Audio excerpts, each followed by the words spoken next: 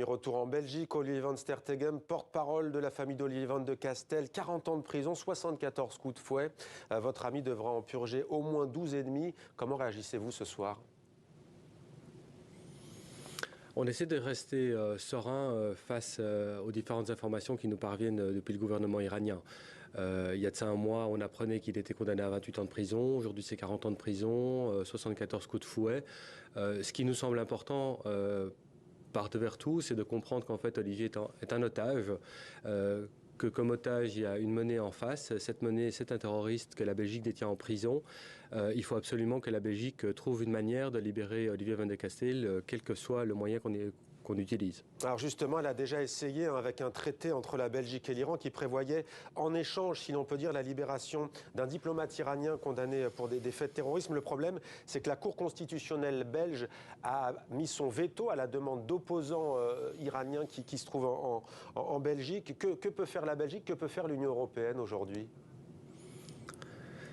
Alors d'abord, ce diplomate iranien a été condamné pour une tentative d'attentat, donc cet attentat n'a pas été commis, il devait avoir lieu à Villepinte lors du rassemblement annuel du CNRI. Ensuite, la Cour constitutionnelle a effectivement suspendu temporairement l'application du traité et nous sommes en train pour le moment de travailler avec l'ensemble de nos avocats ici en Belgique pour convaincre lors de l'audience qui aura lieu d'ici quelques semaines de la Cour constitutionnelle qui se prononcera sur l'annulation définitive ou pas du traité constitutionnel, vous gardez du traité encore de cet espoir.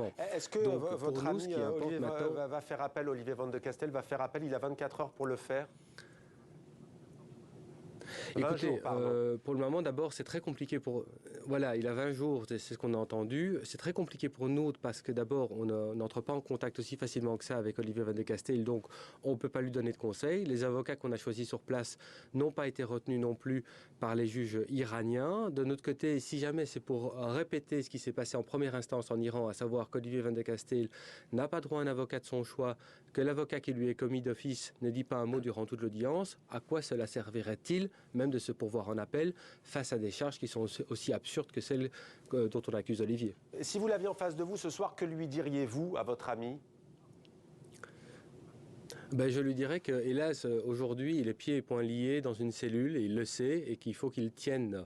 Nous, on est responsable de le sortir de là. Le gouvernement belge est responsable, la communauté internationale est responsable de la dignité humaine de tout otage. Donc, tout ce que je lui dirais, c'est de tenir bon et qu'il s'assure qu'on travaille au maximum pour sa libération. Merci beaucoup, Olivier Van Sterteghem, d'avoir répondu à nos questions ce soir, donc alors que l'on apprend cette lourde condamnation d'Olivier Van de Castel.